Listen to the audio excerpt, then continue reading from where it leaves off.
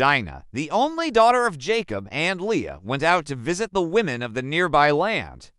Now, this is the same Dinah whom we talked about in the last episode, the one who was sold to Egypt by her own brother, Joseph, because some men of Sodom wanted to violate her. But now, after so much time had passed, she had grown up and was a beautiful young lady.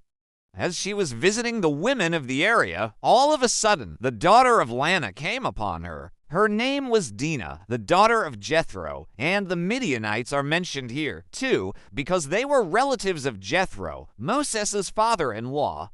Now, as they were chatting together, they heard the sound of footsteps approaching. So Dinah ran away, hiding behind some nearby trees.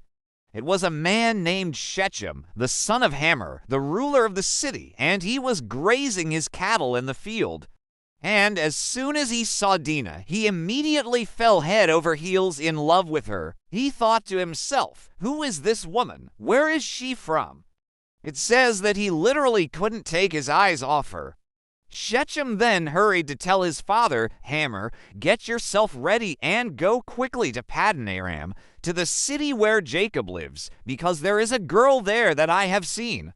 I am sure that if you go and talk to her father, he will allow me to marry her." Hamor was glad to hear this because he liked Jacob's people. So he saddled his donkey and set off to meet Jacob. When he found him, he said, "Your son Shechem really likes your daughter. May I come into your tent so we can discuss how we can make them husband and wife and form a friendship between our families?" Jacob said, "You may stay at my tent, but today we can't talk about it. Instead, let's celebrate with a great feast. And tomorrow we'll talk about your proposal." So Hamor and his son Shechem did just that. They made preparations for a huge celebration and invited all their relatives and friends. They all joined in with singing and dancing, and the party lasted for 3 whole days. They even sacrificed animals and feasted. And finally, on the 3rd night, Hamor approached Jacob to discuss the marriage proposal.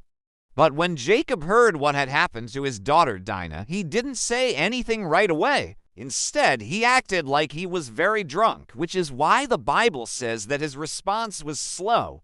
He told Hamor, "I will not give my daughter, your son Shechem, for marriage.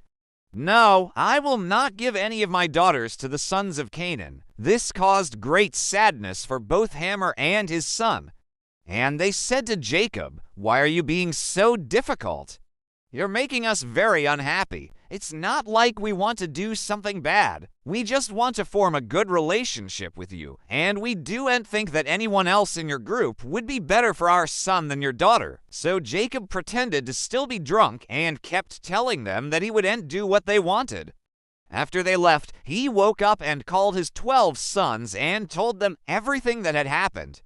Then he asked them, "What should we do? Should we form an alliance with the people of this city and give our daughter Dinah to Shechem? Or maybe you should wait until my death and go back to the land of Canaan?" His sons said, "We're going back to the fields now, so just wait until we come back and we'll tell you what we think." But they hadn't gone far when Hamor and his son Shechem met them. Shechem said, "If you're willing to give your sister Dinah to me in marriage, we can form an agreement between our families. Your family and my family will live together on the same land. We will share our crops and livestock, and we will become one big family. And then when you go to war, I will come with you, and when you need help, I will be there for you. I promise you that." And his father, Hamor, added, "This is what we want, that you will agree to give your sister to my son, and then we will become related by marriage. We will be a family." So Jacob's sons went to him and told him exactly what the men had said, and they asked him, "What should we do?" Jacob replied, "If they want to be our friends, they must follow 3 conditions. First, they must agree to become one people. Second, they must give up their gods and worship the God of Abraham, Isaac, and Jacob. And third, they must allow every male to be circumcised." They said these things because they knew that the Lord had brought them to this point.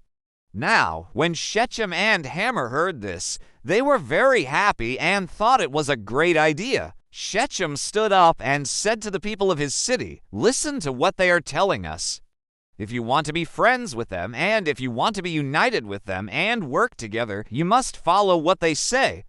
Do exactly what they tell you, and no one will be allowed to leave or enter the city until every male has been circumcised." Then all the men of the city agreed.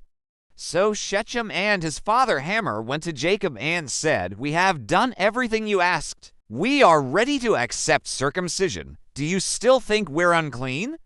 Jacob replied, "You must keep the covenant of circumcision as a sign between me and you." So all the men of the city were circumcised. Shechem was so happy because his desire was to marry Dinah. As he was getting ready, he continued talking with his father and the other men about how happy he would be to marry Dinah. But on the third day, while all the men were in great pain from the circumcision, Simeon and Levi, who were Dinah's brothers, got their weapons ready and went into the city. They attacked everyone there, killed many of them, and even killed Shechem and his father Hamor. They rescued Dinah from the city, bringing her back to her father. At that time, Jacob saw that his sons had attacked the men who were weak from the pain of circumcision, and he was afraid that the other tribes would team up and attack them. So he asked his sons, "You've killed those men when they were defenseless and weak. Why did you do it? Don't you know that this will cause trouble and attacks from the people around us? I have now reached old age. If they attack us, who will protect me along with my cattle and donkeys, my sheep and goats?" Simeon and Levi answered him, "Would you just watch as someone violates your daughter? Would you accept that our sister becomes the wife of someone who isn't circumcised? That would be unthinkable for us." So the other brothers were fine with this too, and they buried Hamor and Shechem, mourning for them for 2 whole days. After that, they all left, taking Dinah with them. On their way, the Lord told Jacob, "Go down to the city, grab your wives and children and cattle, and move to the land I showed you. And there I will establish my covenant with you and your descendants after me." So Jacob woke up early in the morning, called his family, and told them, "Get up and pack your things, and we will leave for the place the Lord has promised to show me." Thank you for watching. Please subscribe to receive notifications about new videos. Also, check out the links in the description. There you can find more videos about the Bible, stories about Jesus, parables, miracles, and many other interesting topics. Thank you for watching. See you next time.